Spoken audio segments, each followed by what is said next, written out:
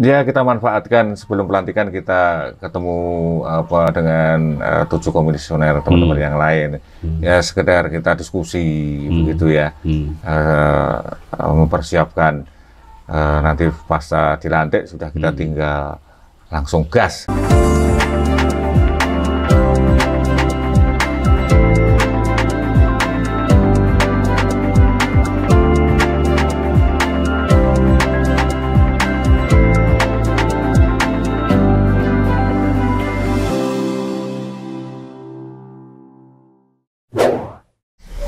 Sobat, jumpa lagi dengan saya dalam forum Gazebo NHS, tentu dengan Nurdin Sardini.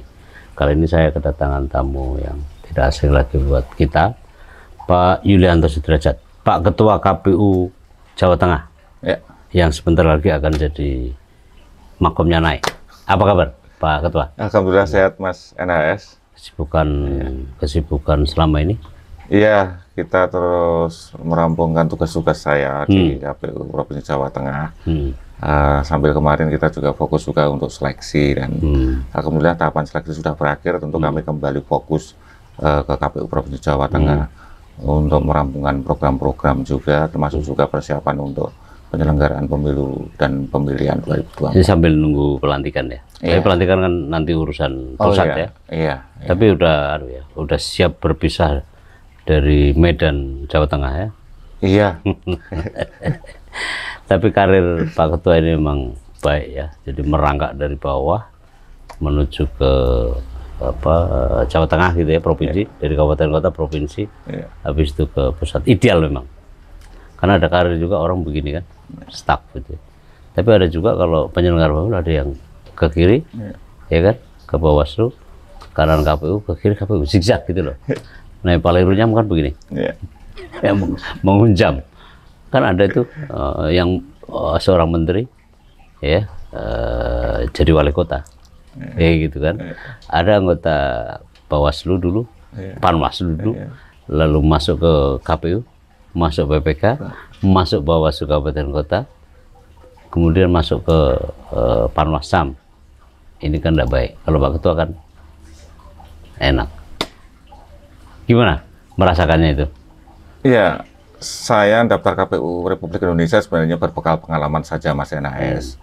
Di mana saya 10 tahun atau 2 periode di kabupaten kota. Saya rasa itu juga cukup bagi saya bahwa saya punya pengalaman di tingkat penyelenggaraan di bawah ya. Di tingkat bawah di mana kami harus menghandle dan mengelola badan ad hoc mulai PPK, PPS sampai dengan KPPS. Itu saya tuntaskan selama 2 periode lah, itu ya, selama 10 tahun. Terus kemudian 10 tahun itu saya memberikan diri untuk mendaftar di tingkatan provinsi Jawa Tengah, itu ya, dengan cakupan wilayah yang lebih luas ya, 35 kabupaten kota, lebih kompleks, memastikan 35 kabupaten kota penyelenggaraan pemilunya harus berjalan dengan baik, itu juga sesuatu yang tidak mudah. Dan 2019, 2020 sukses lah ya. Iya, termasuk pilkadanya ya, pilkada serentak di 2020, di mana pilkada dalam situasi pandemi COVID itu juga tantangan tersendiri. Betul. Di mana kami harus memastikan dan meyakinkan kepada publik bahwa memilih di TPS itu tetap aman. Dan protokol kesehatan kita lakukan secara ketat, kita kerjakan, dan kita bekerja sama dengan seluruh stakeholder, gugus tugas yang terus-menerus, dan sosialisasi yang terus-menerus. Itu dia. Ya, endingnya partisipasi alhamdulillah. Alhamdulillah ya. Di pilkada serentak 2020 justru naik. Kalau di antara 2019, 2020, mana Pak Ketua yang partisipasinya agak lumayan? Iya, sebenarnya bicaranya tentu ini partisipasi ini tidak hanya soal partisipasi secara kuantitas ya, Mas. Nah, tentu kita harus mengarah kepada partisipasi yang kualitas ya, kualitas ke pemilih. Jadi sifatnya bahwa kita membangun kesadaran kepada publik, kepada masyarakat bahwa memilih itu penting.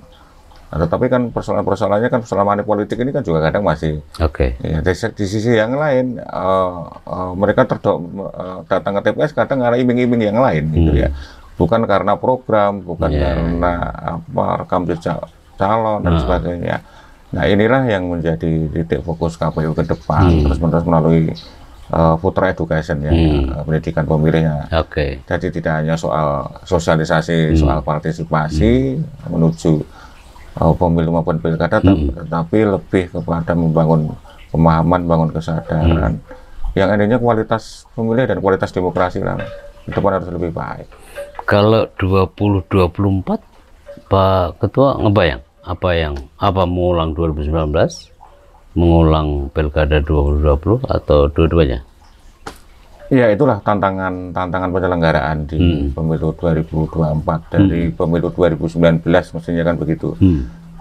Faktanya regulasi atau undang-undangnya yang berlaku masih existing sekarang ini, artinya tidak ada perubahan. Existing condition ya? Existing condition artinya tidak ada perubahan undang-undang nomor 7 tahun 2017. Dan tentu publik tentu membayangkan bahwa penyelenggaranya mungkin masih berkisar yang seperti yang kemarin. Nah inilah yang menjadi tantangan penyelenggara ke depan, harus mencari terobosan-terobosan berdasarkan tentu evaluasi dan catatan-catatan kritis di pemilu 2019.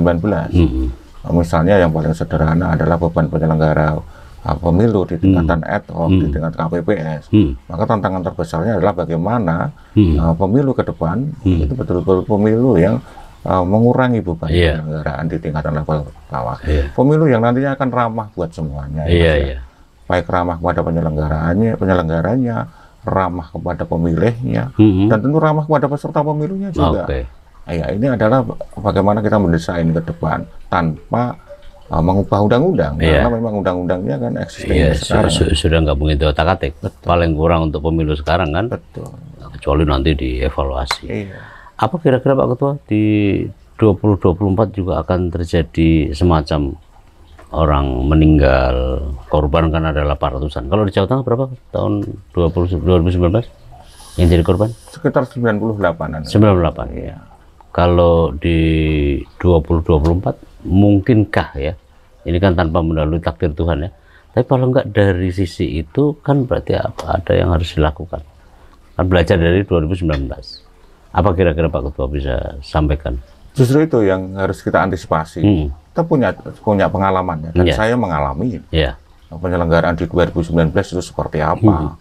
Saya betul-betul merasakan, mengetahui titik-titik beratnya penyelenggaraan di 2019 itu, khususnya bagi penyelenggaraan di tingkatan KPPS, di Badan Ad Hoc. Ad Hoc ya? Iya. Pertama adalah dari sisi rekrutmen dulu ya, untuk memastikan bahwa soal kesehatan bagi penyelenggara adalah sesuatu yang vital. Artinya kita harus lebih fokus kepada syarat kesehatan juga. Tapi kan semua orang waktu diperiksa awal kan sehat Pak Ketua? Iya, kadang kan dulu mungkin yang penting dapat surat keterangan sehat saja. Itu artinya perlu diperhatikan lagi. Jangan asal pro forma aja ya. Iya, terus kemudian dari sisi umur, Mas. Sisi usia, maaf. Usia itu nanti akan kita batasi lah. Mungkin ya, ini soal makin tua makin bagus atau makin muda makin bagus? Iya, idealnya kan kita batasi 50 saja. 50. Ya, artinya masih dari sisi kesehatan rata-rata ya. Kita bicara soal rata-rata asumsinya saja. Juga asumsi itu masih. Dan itu sudah diterapkan ketika di Pilkada serentak 2020, Mas. Ya, PKPU katakan membatasi ya, apakah begitu ya, dibuat regulasi. Ada satu lagi Pak Ketua ya, untuk kesehatan komorbid ya. Iya, begitu. Artinya besok itu surat kesehatan tentu tidak hanya soal administratif saja mendapatkan surat keterangan, tetapi harus pemeriksaan, dan kita akan kerjasamakan dengan Kementerian Kesehatan misalnya, begitu dengan Puskesmas seluruhnya, untuk juga menggratiskan. Wong ini bekerja untuk negara. Sama-sama. Betul. Tapi pemeriksaan juga serius, karena ini menyangkut beban kerja. Betul. Itu satu. Tampaknya sudah ada ya? Gimana? Sudah ada pembicaraan dengan Kementerian Kesehatan atau Dinas Kesehatan daerah? Atau nanti mau dipusatkan di pusat? Iya, nanti kalau ada perintah dari pusat. Nanti kalau saya sudah lantai, Mas. Gitu. Itu tinggal beberapa jam aja. Karena saya tentu kapasitasnya di sini kan KPU Jawa Tengah. Ya, tapi itu ide-ide dari saya. Itu satu. Yang kedua, untuk tadi kan satu kesehatan. Yang kedua, dari sisi penyelenggaraan di tingkatan Badan Egot itu, di mana yang paling berat bukan soal pemungutan ya, Mas, tetapi soal proses mulai penghitungannya sampai dengan penyalinan rekapitulasi. Itu betul-betul berat. Ya, karena harus menghitung 5 jenis pemilihan, 5 jenis surat suara. gitu kan? Belum Atau formnya. belum mengisi perolehan formnya. Perolehan partai, maupun calon. Betul. Iya. Berikutnya setelah itu kemudian ditulis dalam berita salinan berita acara. Ya. Dari ini kan dari dibacakan masuk ke plano kan, Betul. dari plano masuk ke formulir, ya. data bengeknya kan, habis itu sedikit ada yang dipindahkan. Betul. Tidak hanya berat Pak Ketua ya, tidak boleh salah. Iya, tidak boleh salah. Salah ada konsekuensinya. Dan salinan berita acara itu kan harus, salinan C1 kan harus diberikan kepada sejumlah saksi. Betul. Semua saksi yang hadir. Taruhlah misalnya saksi peserta pemilu, taruhlah di 2019 kan 16 partai politik. Gitu. Kalau datang semua 16 partai politik harus diberikan satu-satu. Dan harus asli. Iya, salinan semua. Karena ya. Terus kemudian saksi dari calon presiden, wakil presiden, 2. 16 tambah 2 udah 18. Kalau di Jawa Tengah. DPD. Kemudian DPD-nya 20. Sebanyak peserta di situ. Iyalah. Kalau saksi DPD itu 20, saksi 20. Itu hadir semua. Berarti 18 tambah 20. Ya kan? Belum lagi pengawas TPS-nya. Satu di TPS. Iya, di TPS. Jadi ya 50 dapat lah itu ya. Makanya tidak itu harus salah. betul-betul kita urai terkait dengan itu, beban penyelenggaraan itu. Maka saat ini pun juga sekarang KPU RI juga sudah mengembangkan Sirekap ya. Dalam arti aplikasi untuk menunjang proses rekapitulasi. Sehingga lebih memudahkan penyelenggaraan. Tapi kan baru kita laksanakan ketika di pilkada. Oke, uji coba lah. Uji coba di pilkada sebagai alat bantu saja kemarin. Pak Ketua, itu kan ada 7 KPPS. 1, 2, 3, 4, 5, 7. Yang nulis KPPS berapa? KPPS kedua. Kedua. Biasanya ketua Manu ya? Iya, ketua sama KPPS 1. Nah itu usulkan aja Pak Ketua. Supaya misalnya ini kan biasanya karena ketuaan tadi, mata udah pendar, kurang awas lagi, komorbid, mudah-mudahan komorbid tidak ada, karena kemudian digantikan segera oleh yang waras, yang seger waras. Tapi memang ada satu lagi, ambil aja Pak Ketua, usulkan aja, 1, hire mahasiswa. Oh iya, nah, jadi nanti ke depan kan, gitu. Soal bagaimana mengantisipasi, apalagi kalau situasinya masih pandemi, Mas. Nah, mudah-mudahan pandemi ini juga sudah berakhir, tinggal proses dengar sudah mau beralih ke endemi ya. Iya. Nah, kalau sudah beralih ke endemi, kalau perkiraan Direktur WHO Eropa baru akan firm banget itu 2027. Tapi mulai sekarang ini proses declining, endemik itu udah mulai berjalan. Dengan asumsi antara 64 sampai 80% herd immunity hasil dari vaksin gitu. Betul. Ya. Dan artinya kan 2024 masih. Walaupun mungkin sudah endemik kan. Kan syarat penyelenggara pemilu di Badan Exekutif itu kan juga sudah dipermudah. Gitu ya, minimal ijazah SMA. Gitu.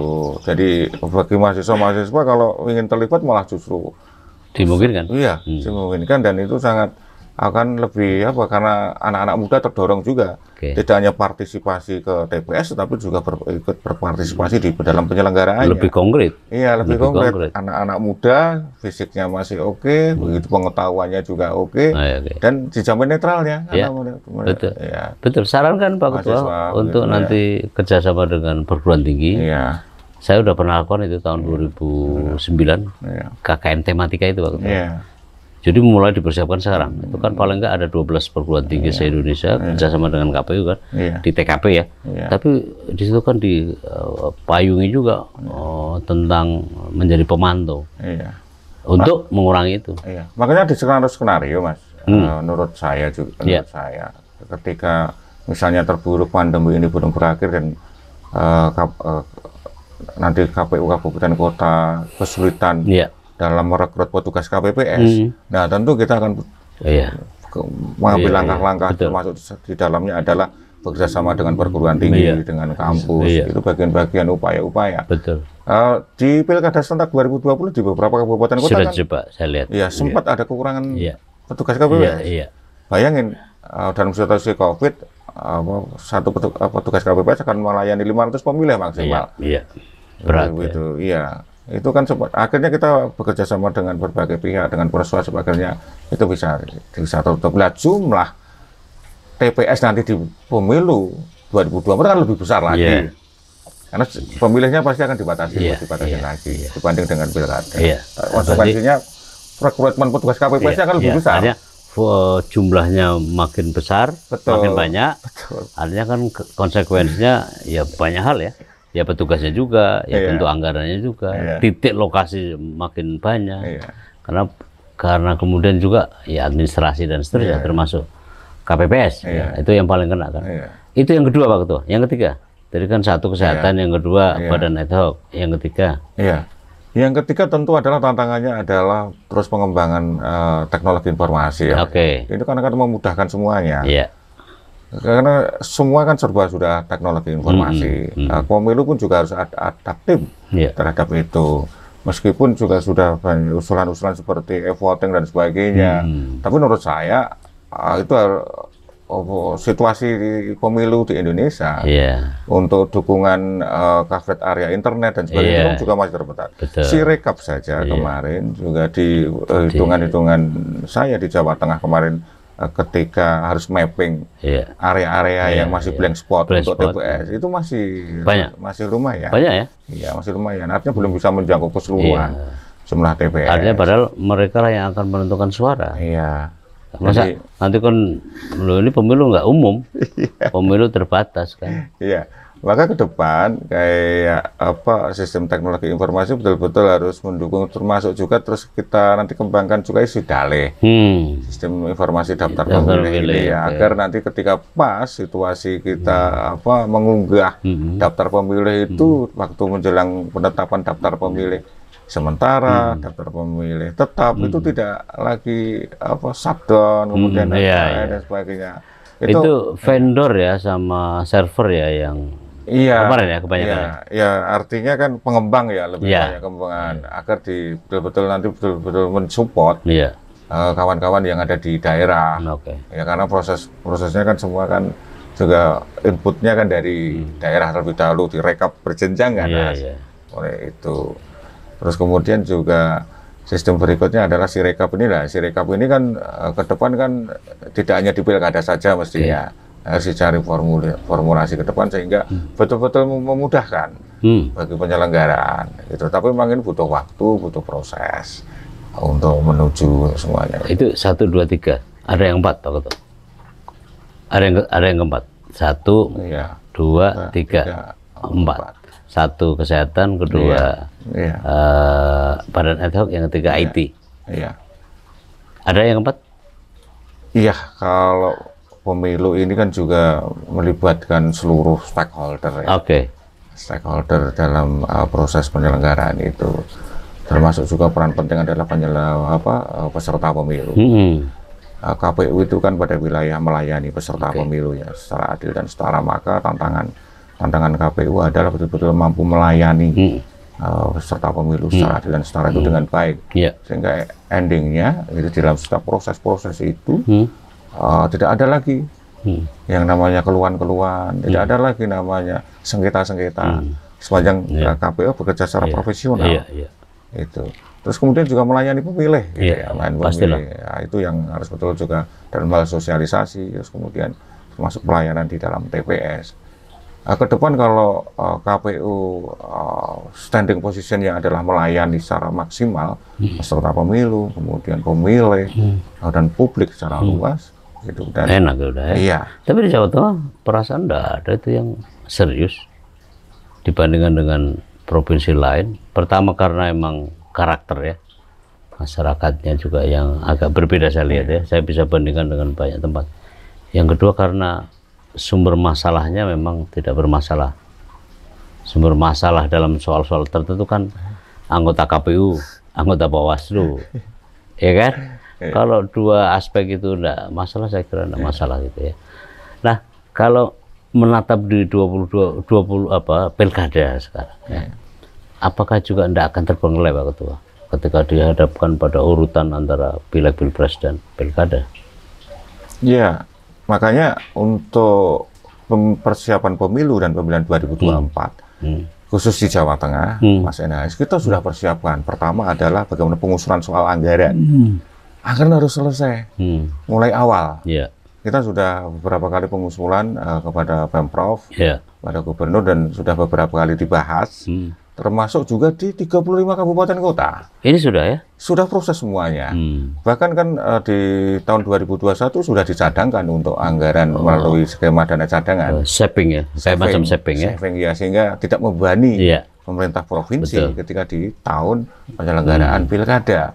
Dan saat ini kami terus mematangkan konsep sharing anggarannya dengan kabupaten kota. Kan nanti kan karena keserentakan ini, mana yang ditanggung Pilgub, mana yang ditanggung pilihan bupati wali kota. Ya. Itu kan ada beberapa hal yang bisa bisa dihimpitkan ya. Dan itu kita kerjakan sekarang, Mas. Oh ya? Iya. Detail ya? Iya, detail. Artinya kan itu sudah kita cicil. Oke. Kerjaan-kerjaan itu.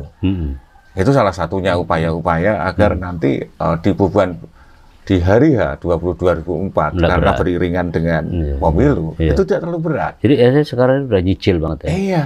Jadi Pak Ketua misalnya pindah ke level yang lebih tinggi, ini teman-teman yang sekarang tinggal running aja. Iya betul, sudah tinggal running semua karena sudah saya kerjakan bersama teman-teman KPU provinsi, sudah kita rintis, tinggal didilkan saja. Iya.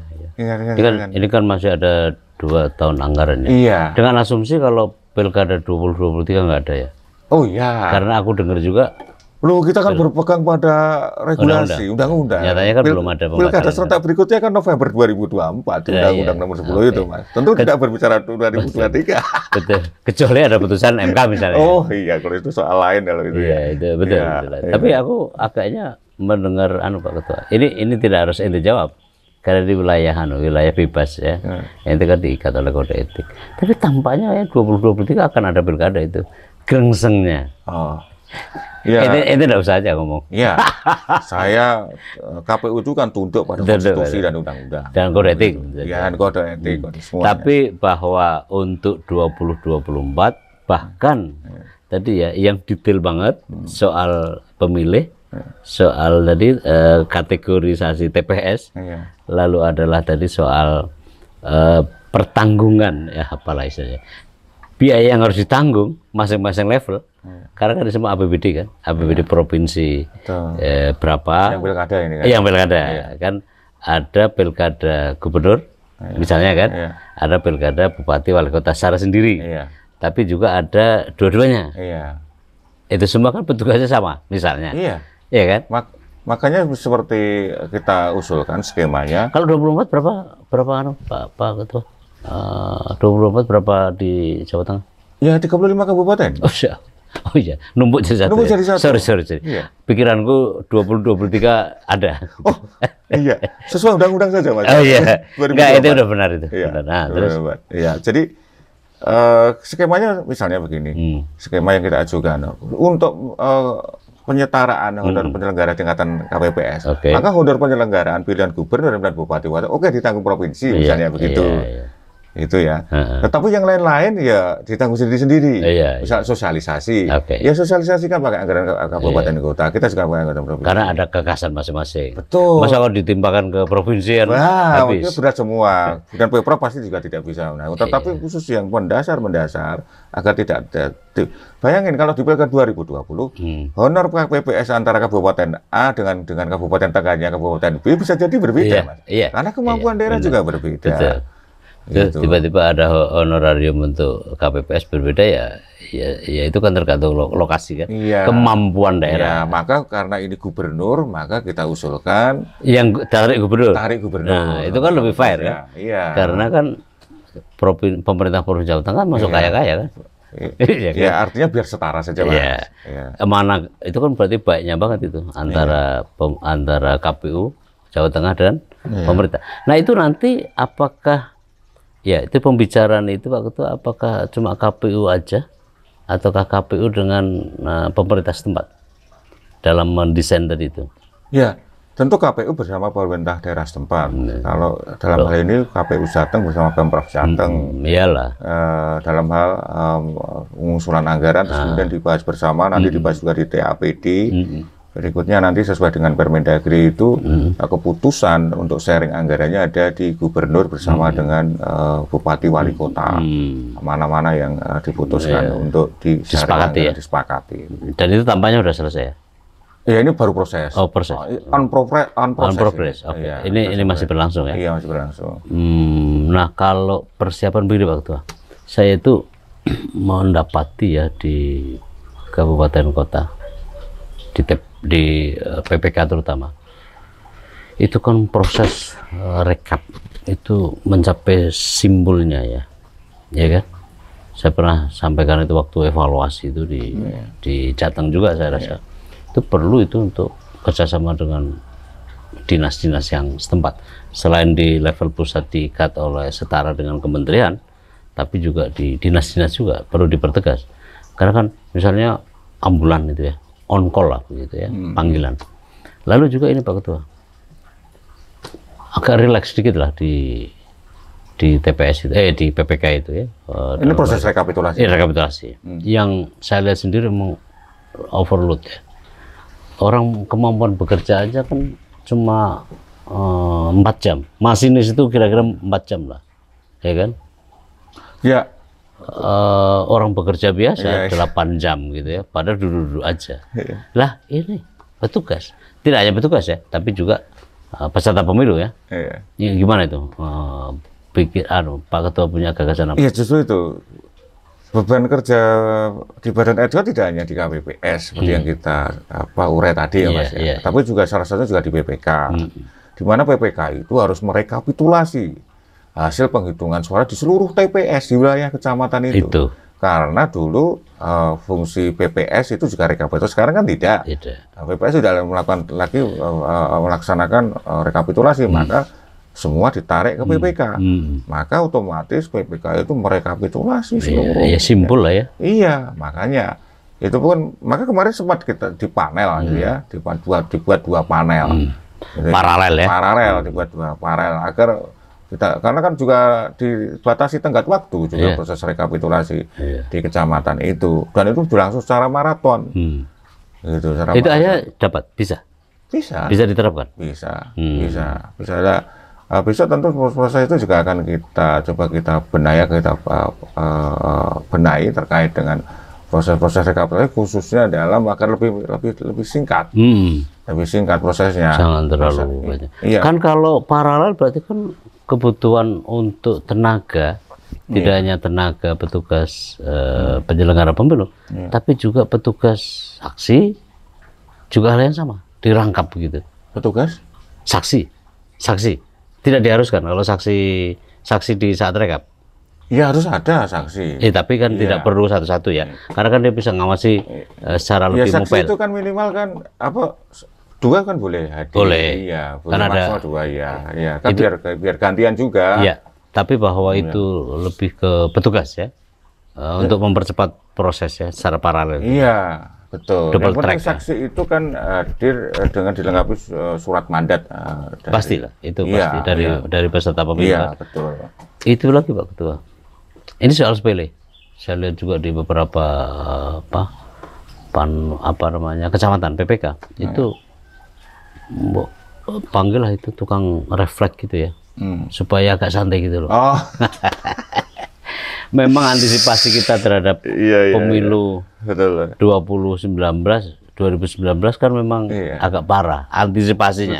Kita sejak awal, sejak tahun 2017 kita bilang bahwa pemilu itu akan komplek. Nyatanya juga tidak disangka beberapa kejadian. Dan kadang kita tidak pernah terpikir soal itu. Itu dia. Padahal ide Mas Enes tadi bagus sekali. Disiapin pijat refleksi, sekedar untuk istirahat sambil dipijat-pijat itu ya. Jadi karena itu sangat membantu sekali, karena itu maraton harus rekapitulasi. Orang ini Pak Ketua, masinis saja kalau dari Surabaya ke Jakarta, gantiannya di Pekalongan, stasiun Pekalongan kan. Betul. Penyiar radio. Iya. Ada sip-sipan. Ada sip-sipan. Radio El Sinta itu cuma 4 jam. Oke. Kita bekerja, satpam itu juga ada, buruh pabrik ada. Lah ini petugas dari jam 6 dia udah kumpul karena jam 5 TPS membangun ini, kemudian langsung kerja, ya kan?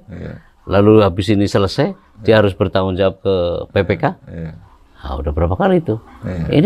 Ini kalau ada orang yang sampai meninggal itu, menurut saya sudah sunatullah, karena melebihi kemampuan manusia secara wajar.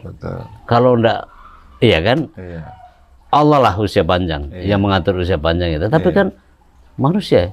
Jadi misalnya kenapa sih aku sarankan, Mas kenapa enggak kerjasama dengan tunanetra yang pijat itu untuk merelaksasi sebentar gitu ya. Nanti apalagi paralel gantian kan, iya kan? Iya betul. Lalu tolong itu jangan hanya kopi dong, STMJ, apa namanya?